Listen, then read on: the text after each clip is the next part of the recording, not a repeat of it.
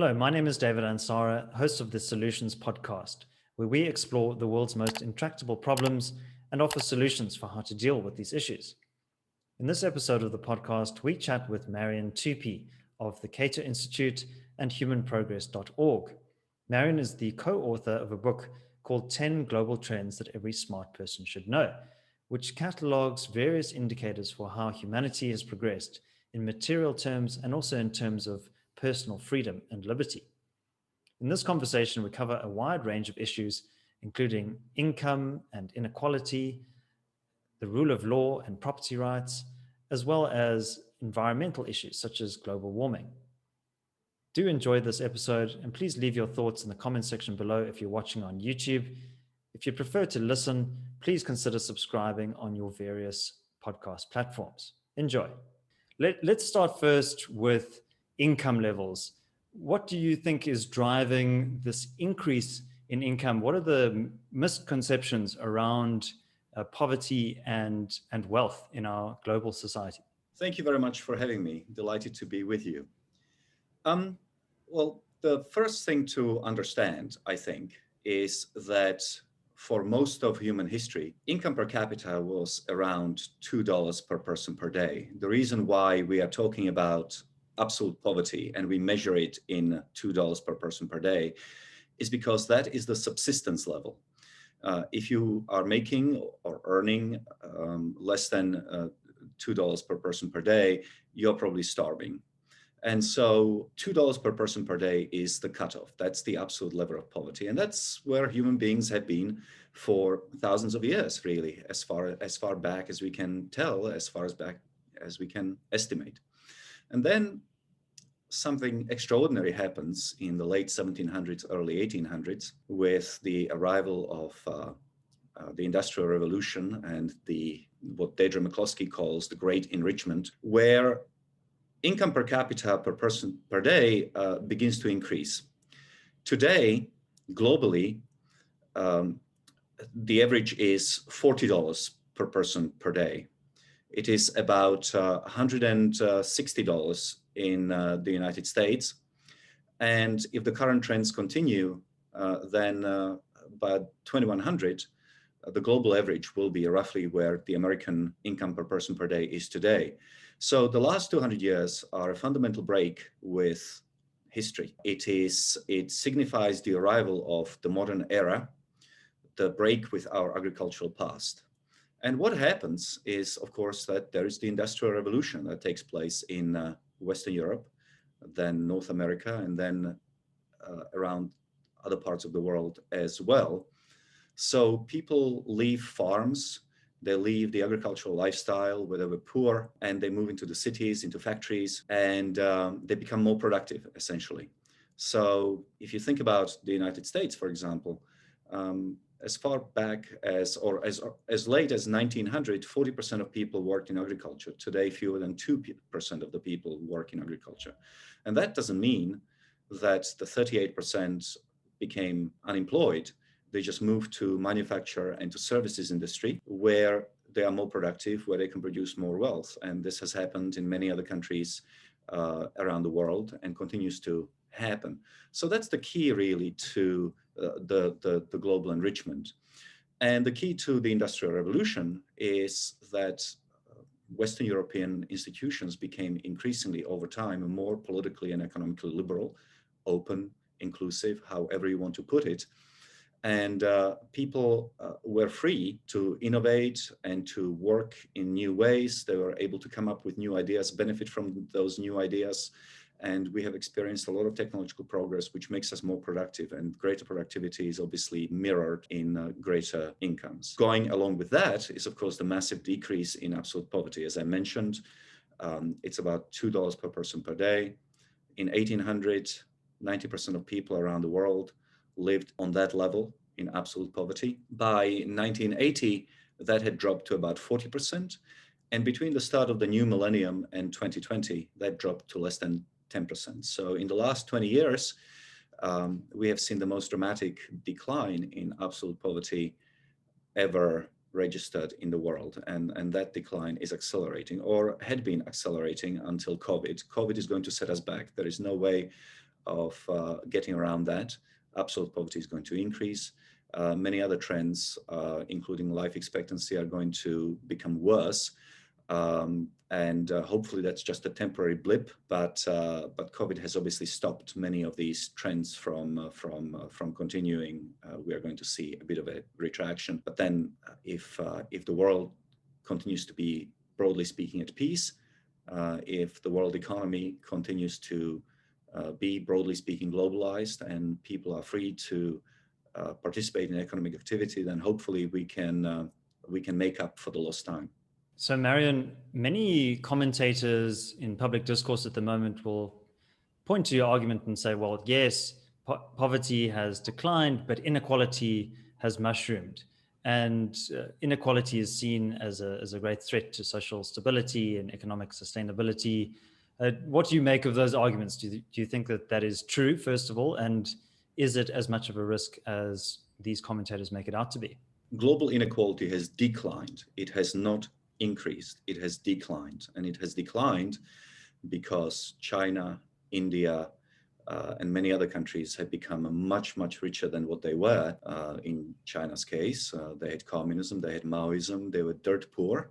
People literally ate mud in order not to starve. People in India under the Pyramid Raj were very poor. The economy of India stagnated until in 1992 they had a fundamental economic reform. And India and China primarily, but other countries as well, Chile, South Korea, Taiwan, and so forth, started to grow very fast in the second half of the 20th century. So the massive gap that had opened up between the early industrializers, Western Europe and North America, and the rest of the world started to shrink because India, China, and other countries have increased. So globally, inequality has declined. Inequality is increasing within countries. Now, inequality is increasing for different reasons. Fundamentally, in countries like China and India, they are increasing because when you take your foot off the neck of ordinary people and you allow them to flourish, to participate in a free economy and to make profits and to provide services to their fellow human beings, those people who have better ideas and who are more hardworking are going to get ahead of others. So the artificial equality which communist regimes and socialist regimes impose from top down then disappear, and the most enterprising individuals are going to make more money, and therefore inequality increases. Now, inequality increases at different places at different pace. In some places it's not increasing, in other places it is increasing, but at different paces. And there are particular reasons in different countries why inequality is increasing, when it is increasing. And you have to look at those individually. You cannot make a sort of global comment about inequality. But so long as inequality is increasing due to people working harder or alternatively having better ideas, that's not a problem. I do not begrudge Jeff Bezos his $160 billion because he has created a company which is providing a tremendous service that I enjoy and participate in almost on a daily basis. I do not begrudge Steve Jobs that the fact that when he died, he was $7 billion rich, which increased inequality in the United States because he's created a product which, again, I use on hourly basis. So everything depends on why inequality increases. If you have a country where inequality increases because the ruling class, let's say the communist regime in North Korea, extracts wealth from slave labor, that is the wrong kind of inequality. But inequality is essentially a midwife of economic progress. Think about it this way. Let's say that we are all living in caves and somebody decides, well, I don't like this very much. I would rather build a house on a hill. And the rest of us would say, well, that's crazy. That's going to increase our inequality in standard of living.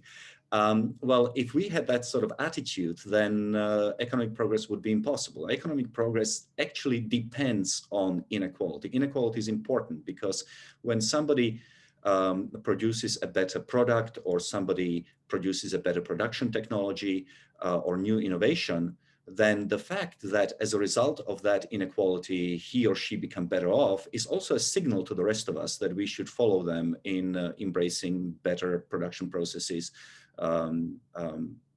or just a better standard, a better way of living that will produce those results. So inequality in itself is a very difficult subject. It really differs across the world, and most importantly, the reasons for it differ. Inequality as such is not a problem so long as it is a result of productivity differences between people rather than extraction of resources from one group to another. Thomas Malthus, who was a famous writer, predicted back, I think it was in the 18th century, that the world would run out of food.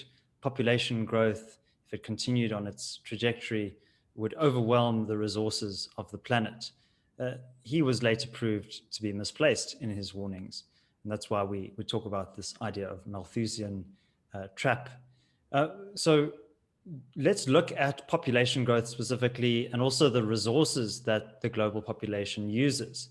Many critics of market economies would say, well, we're inevitably going to deplete all of our natural resources and the population is going to overwhelm the world. What would you say in response to that? Malthus was a good historian because he pointed out that throughout human history, when population grew, we would eventually run against that hard Malthusian trap whereby we couldn't produce more food on the acreage that was available, and then famines ensued. But Malthus was writing in 1792 or so, 1798. So right at the end of the 18th century, when the population of the world was 1 billion. Today, there is, I think it was 1 billion, but today there are 7.8 billion of us, and we are richer than ever, and we have more resources than ever. So whilst Malthus was a good historian, he was a bad prognosticator. So what happened, again, just as Malthus was writing, was that the Industrial Revolution happened. And we switched from being a species that is primarily dependent on agriculture to species that is primarily dependent on innovation. You can think about it in two ways for the economically inclined listeners. There are two types of economic growth. One is Smithian economic growth, and the other one is Schumpeterian economic growth. The Smithian economic growth is basically that you just add more people, land, and capital to economic production. And obviously there are only so many people, there is only so much land, there is only so much capital. So the returns on investment are tend to be restricted by how many people you have, how much acreage you have, and that sort of thing. So when Smith was talking about his spin factory and his division of labor, he was primarily referencing how can a small population of people become more productive by somebody just doing one part of the pin making process and the other one making the other part of the pin making process, so that you can maximize the amount of pins. Schumpeterian growth that we have experienced in the last 200 years, which is to say, again, after Smith dies, after he publishes The Wealth of Nations, Schumpeterian growth is dependent on innovation. So, instead of just developing a better and better type of plow, incrementally improving it over centuries, we've come up with tractors. Instead of using animal and human excrement in order to fertilize our crops, what we do now is that we create artificially synthetic fertilizer, synthetic nitrogen, which is much more powerful and much cheaper and much safer to handle. And consequently, we are able through innovation to produce much more food on the same acreage.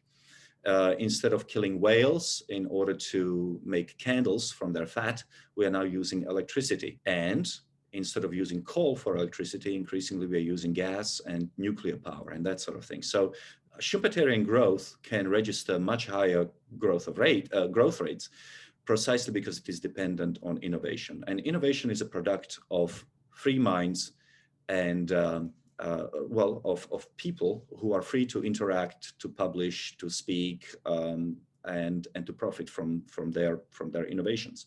And it took a very long time for Western political and economic institutions to become more free, to become more liberal, to become more open and more exclusive. But once that happened, and once people were free enough to start innovating, they did so. They did so with gusto. And today's growth and today's prosperity is really a result of that. Now, the corollary point here is that even though there is 7.8 billion people around the world who are largely free to speak and to publish and to innovate, um, the the prices of natural resources have actually fallen. Not only have they fallen in real terms, which is important, after inflation adjustments, 50 most important commodities are about 40% cheaper than what they were in 1980, but they have, more importantly, fell in relation to incomes.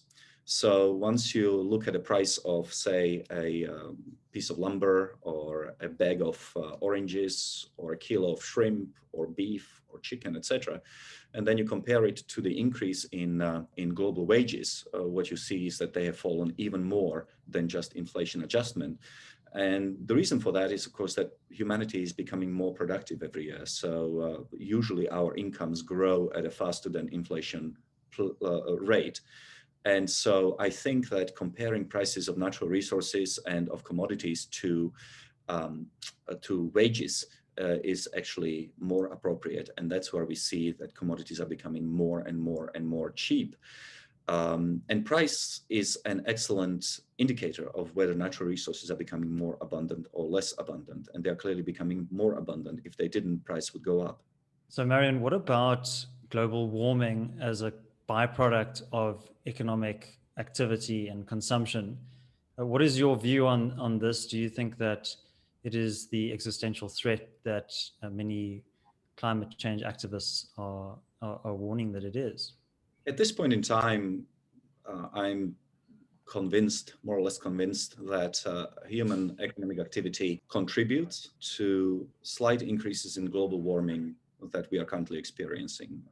Those increases in global warming are at the low end of what the different environmental models predict. I accept that the world is lukewarming, as some people call it. We are certainly nowhere near the catastrophic scenarios that people have been predicting before, or the catastrophic scenarios that the IPCC has on its books. Now, it is important to remember that the IPCC produces a number of variants of the global warming models and puts different assumptions into those models. So the most catastrophic ones talk about 4 centigrade warming, but that would mean that, for example, the world stops using every other source of energy and just uses coal and things like that, which is obviously not happening, and it's not going to happen. So right now, we are living in the midst of global warming. It is on the low end, and it is not, and this is very important, it is not an existential crisis. It would only be an existential crisis if we assumed that humanity is not going to adapt and technologically innovate its ways out of problems. Now, given that for the last 200 years, we have innovated our way out of a lot of problems, including shortages of food and other things, I don't see any reason why we should expect no innovation and no adaptation moving forward. Let me give you 2 examples. One is Holland. The Netherlands are 1/3 of the Netherlands territory or so is under the water level. The Dutch have dried up Netherlands hundreds of years ago at a time when their technology was primitive and when they were extremely poor. By today's standards, they were extremely poor, and yet they have managed that. So I see absolutely no reason why the people of Bangladesh or other low-lying areas shouldn't be able to replicate what the Dutch did 100 years ago with more primitive technology and when they were extremely poor. I think that we know how to adapt to rising sea levels, which are rising, by the way, at a very slow pace. So the assumption that we are all going to drown due to increased sea levels assume that we are just going to stand here for the next few thousand years and not do anything. But that's not how human beings operate. When human beings are faced with a problem, they immediately start figuring out ways of fixing those problems. So I am unconvinced that this is an existential crisis. It is certainly not an existential crisis in a span of the next few decades. There is not going to be a day on which the world just blows up because because there is climate change going on. After all, climate change has been going on for a very long time. But I do acknowledge that pumping out more CO2 into the atmosphere can have deleterious consequences. It can also have beneficial consequences. Some scientists estimate that the world food production and could actually benefit until as late as 2070s and 2080s. But regardless, I think that we should be moderately concerned about the increase of CO2 in the atmosphere. And for that reason, we need to innovate. We need to innovate our way away from fossil fuels. We don't need to do it immediately. We don't need to do it in a scope of 10 or 20 years. But it would be nice if, let's say, in 40 years' time, most of the world energy was provided by energy sources that do not spew CO2 into the atmosphere. Now, as it happens, humanity has had that technology for the last 70 or 80 years, and that's nuclear technology. Fission reactors provide plentiful energy, and they don't emit CO2 into the atmosphere. Unfortunately, the same people who complain most heavily about CO2 emissions are also the kinds of people who are opposed to nuclear fission reactors. So, that sort of irrationality, we need to overcome that. We need to start building safer, smaller, more modular, and cheaper fission reactors. And we should also put serious money into fusion reactors and figure out if we can produce fusion technology, which would be even safer. If the world can be powered in this way, then really CO2 stops being a problem, CO2 emissions stop being a problem, and we can focus on other things. So, Marian, what about the COVID-19 crisis? I'm thinking not only about the health effects, but also the policy responses from governments around the world. Do you think that those responses have been appropriate? I'm not qualified to opine whether lockdowns and shutdowns were the right policy. I, however, do feel very strongly that the policy response needs to differ depending on the level of economic development in particular countries. It's one thing to shut down an economy in places like the United States and Britain, where one, sizable share of the population can continue to work from home because they're in the service industry. Two, these countries can borrow a lot of money at low interest rates, which they can then disperse among the population in order to reduce the human suffering. And it's a completely different thing when you are when you're shutting down a developing economy, a poor economy, especially one where you do not have an extensive or generous welfare net, where governments cannot really borrow a lot of money without risking run on the currency and economic difficulties. So if I were dealing with a country like Brazil, for example, and I dare say some countries in Africa, including South Africa, I would take into account the fact that a sizable part of the population depends on a daily amount of work in order to earn a daily amount of money. In other words, the difference between starvation and being only okay is whether you can perform that task that you were meant to perform on that day. So I would make the difference between developed and developing countries and how they reacted to that. With regard to COVID and human progress, look, I think that it sort of reminded us that instead of focusing on problems which are relatively minor right now and which will remain minor for many decades to come, such as global warming, those things should not have taken precedence over potentially serious problems such as COVID and the independent evolution of pathogens. Now, I don't want to say that, I didn't see this coming. Most people didn't see this coming. So, it's obviously very easy to speak with 2020 hindsight, but maybe this is a reminder that moving forward, we have to start being smarter about cost-benefit analysis and what is really a serious threat rather than what isn't. We have known for centuries, well, at least for decades, that pathogens are on their own evolutionary cycle and that they break out with with regularity. After all, this is not the first coronavirus that had broken out. There was the SARS outbreak and others, and that type of evolution that goes on at the micro level, at the microbial level, that's not going to stop. And so that is something that we should be focusing on rather than global warming, in my view. Marian, let's turn now to governance issues. So, at the end of the Cold War, Francis Fukuyama wrote a book, The End of History and the Last Man, where he basically applied a Hegelian framework to say that essentially the liberal democratic ideal had triumphed. Do you think that that is still the case today? And what role does high degrees of human freedom, individual liberty play in driving growth and prosperity? I'm actually quite keen on Fukuyama's thesis. Obviously, following the end of communism, we have seen a tremendous flourishing of democracy in the world, whereas in the 70s and the 1980s, autocracies were here and democracies were here.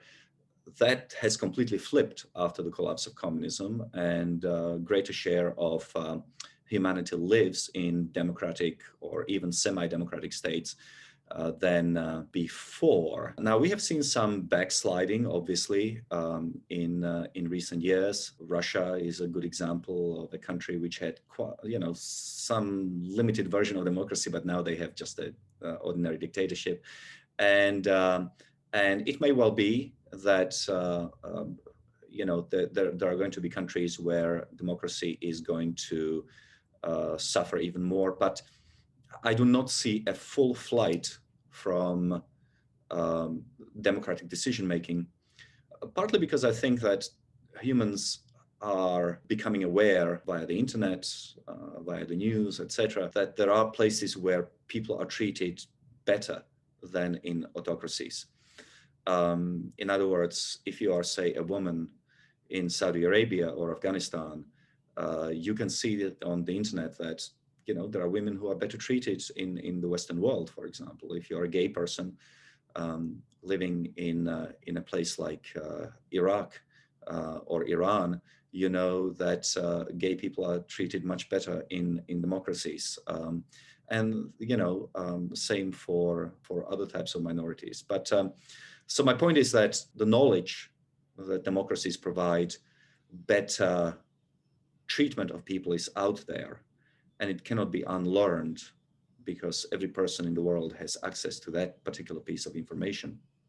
Also, it's not obvious what are the alternatives to the liberal democratic way of life.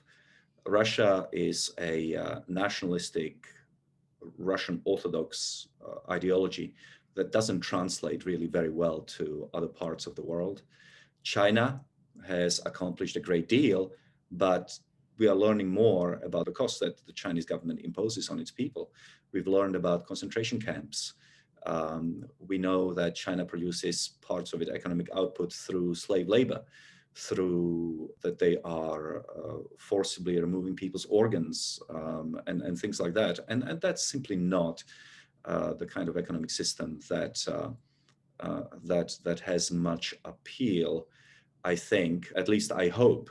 And finally, China has accomplished a great deal by mimicking the West, by learning from it, but it is not a place which is innovative. And that's something to keep in mind, is that Western countries have their share of problems, but they are free. And because they are free, they can innovate, whereas China can only mimic, because this is not a free place where people can freely interact and exchange information and ideas. So economic growth and human well-being are best served by liberal democracy, by which I mean limited government, and they are well served by some version of a free market economy.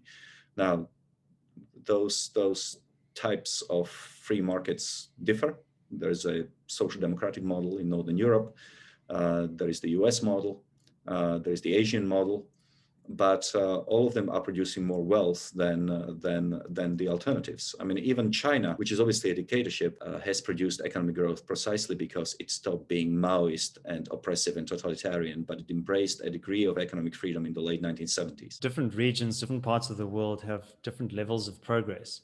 And certainly the human progress that you've described in today's conversation is truly miraculous. But that doesn't mean that it's inevitable. And the decisions of politicians, policymakers have a huge and profound impact. And I know that in your personal background, you've spent some time in South Africa, you've studied Southern Africa. When we look at the South African context at the moment, looking at stagnating living standards, real GDP growth is flatlining, and the state is taking on an ever increasingly centralized role in trying to dominate the economy. What is your observation about where Southern Africa is today, and South Africa in particular, and what some of the dangers are of this current policy path that we're on? South Africa has a very special place in my heart. It's still the most beautiful country that I've lived in, possibly even visited. And I wish it well. And I am very worried, and I am deeply concerned about what I'm seeing. South Africa has experienced a number of years, possibly decade or more, of economic stagnation that has created an economic crisis, which the left is now using in order to double down on the failed economic policies of the last 10, 20 years or so. Communists flourish most at a time of crisis, in the middle of chaos. And the more chaotic South Africa gets, the more likely it is that communists are going to really triumph in these power struggles that are taking place in South Africa, and they are going to impose their insane and cruel vision on the other people in South Africa. So the key here is, I think, for people like you in South Africa, is to just make sure that ordinary people understand that there is a reason why South Africa is struggling, the reason why the economy is flatlining. And that reason isn't some sort of a capitalist conspiracy or American spies and whatever. South Africa doesn't even feature on the radar of the United States. The key here is that domestic policies of the ANC and of the South African Communist Party have strangled economic growth in South Africa. That's the key. South Africa is overregulated, over-bureaucratized, overtaxed, and it is no surprise that under those conditions, economic growth should be low, unemployment should be high, and out-migration should be high. And so the key is, I think, to inform South Africans about it, so that when change comes, presumably there is going to be one day when the ANC is not going to be in power, or if there is an economic crisis, the people of South Africa realize it was because of ANC's policies. Maybe we should go in the opposite direction rather than go with the ANC toward greater and greater economic restrictions and essentially another socialist catastrophe, another socialist collapse. Marian, that's certainly a cogent warning to us here in South Africa. But let's turn now to the United States. And it certainly seems to be difficult to be optimistic about the United States at this present juncture. We saw over the last few years, for example, the rise of Antifa on the far left. We saw right-wing elements storming the Capitol at the beginning of the year. So it seems to me that the United States is deeply polarized, unable to really find common ground. Do you share the pessimism of some of the people in the country in which you live? Yeah, it's a difficult time. There's no question about it. In the last 6 years, 7 years, we have gone from a narcissist to an insane person to a senile person. So with every new cycle of elections, we just seem to be deteriorating in terms of the quality of leadership. And there are rotten parts of the system, no doubt about it. Nobody trusts the institutions, and the institutions don't trust the American people. That being said, right the year before COVID, median household income in the United States was its highest in history. The economy was actually doing extremely well. Unemployment was at a historical low. The economy was running, for an advanced economy like the United States, running at 2.5% and 3% is not bad. And as I said, median household incomes were at its historical highs. So there is a lot of good, or rather, a lot of what is that phrase that Adam Smith used about there is a lot of ruin in the nation, meaning it takes a long time for an advanced nation with a lot of wealth to deteriorate and to collapse. I'm thinking here places like Argentina. You know, Argentina was one of the richest countries in the world in 1900, and it is still the second richest country in Latin America after Chile. Now, the reason for that is because Argentina already was at such high level of economic development relative to its neighbors that that even when it stagnated, you know, it took a lot of time for others to catch up. And in the United States, obviously, the United States is still on the cutting edge of innovation. You know, if you want to start a novel company and you need a lot of capital, Silicon Valley is where you go, including fellow South African Elon Musk, who's become the richest man in the world, and much more importantly, who's done tremendous things for economic progress. But he is in the United States for a reason. It is still a land of opportunity. It is still a land where you can start a business relatively easily and you can get financing for it from private capital. But politics could undermine that. Politics could really destroy that. Politics is poison. It is a zero-sum game. And certainly the political atmosphere and the greatest polarization of the country is deeply concerning. And I do not see it being calmed down in any in the foreseeable future. So that just shows you that even in a place which is highly developed and has you know, decades, if not centuries, of political stability under its belt, things can go terribly wrong. And it also shows you that human progress is not guaranteed. You know, when I talk about human progress, I really talk about it is retrospective, it is historical. I can tell you that today people are living longer than they did 100 years ago. I can tell you that people are earning more money than they did last, you know, 100 years ago. I can tell you that, you know, poverty rates are lower than what they were 100 years ago. What I cannot tell you is what will happen 100 years from now. I cannot tell you that because I don't know. I certainly am not Pollyannish, and I don't believe that there is some sort of a higher power or some sort of a force in the universe which is driving us towards some sort of a new Garden of Eden or utopia. I don't believe that. I think that we could screw it up at any moment. And it is precisely for the reason that humanprogress.org exists to educate people about the reasons why we have it so good relative to the past, and why we continue to emphasize the importance of limited government and liberal democracy, and why we keep on emphasizing the importance of property rights, rule of law, of competitive enterprise, free trade, and things like that. Could you tell our viewers why property rights and the rule of law more broadly are so essential for human development? I am aware of what is happening in South Africa. I have written about it before. It is a fundamental threat to prosperity. It is a fundamental threat to the stability of society. It is an expression of extraordinary ignorance about both economics but history as well.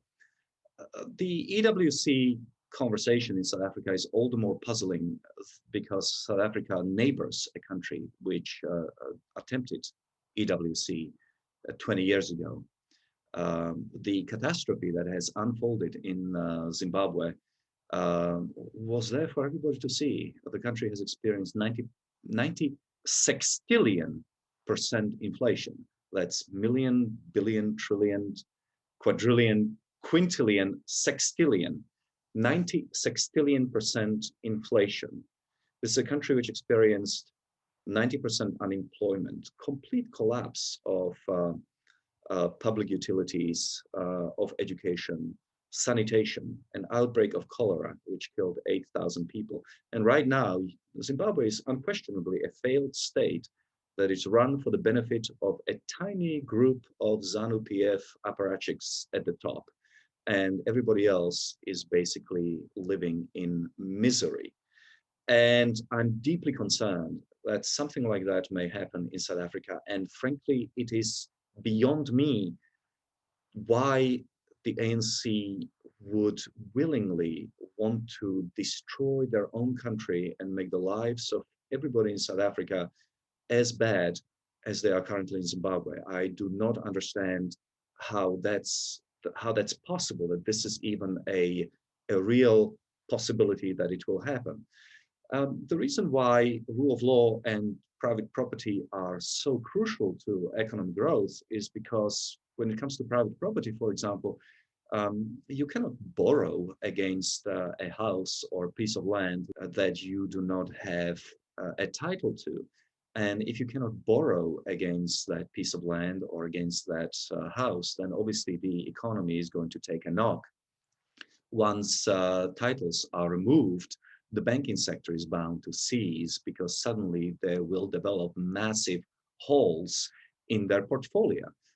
They thought they were sitting on top of massive amounts of collateral, but suddenly they realized those are worth nothing because the government took it all away. So your banking sector is bound to collapse. When your banking sector collapses, people will no longer be able to get loans. They will not be able to get access to currency, for example. Your economy will seize up. When your economy seizes up, you cannot export. If you cannot export, you cannot earn foreign currency, and therefore you cannot import. Fundamentally, why would any farmer in South Africa want to um, do any of the sowing and harvesting if they don't know if next year they're going to benefit from it? So that will also decimate or even destroy South African agriculture, and therefore the country will have no food. All of these things are well documented from other countries which have experimented with expropriation without compensation. And so one assumes that either the ANC is deeply ignorant uh, or they're deeply uncurious, or they are just nihilists who think that by destroying the South African economy and make it work for a tiny sliver of the population, the ANC apparatchiks on top, that they are somehow going to perpetuate their power forever. At any rate, it's an idiotic policy. It can only end up in tears, and I'm deeply worried that that may be so. Well, Marian, we share your concern here at the Center for Risk Analysis. Let's perhaps end off on a positive note. And many viewers of this conversation that we've had today would obviously marvel at the progress that has been made. What can individuals in societies around the world do to preserve progress, the progress that has been made, and to ensure that progress continues?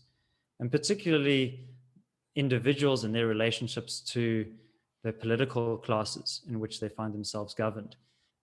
What advice would you like to end off on? Buy gold.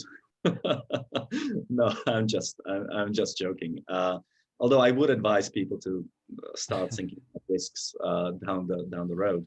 But speaking very seriously, um, people have to understand that there are no shortcuts to human progress. South Africa is not going to return um, back to economic growth by some sort of magic wand, by waving some sort of a magic wand. It is not going to become a prosperous society by expropriating part of its population.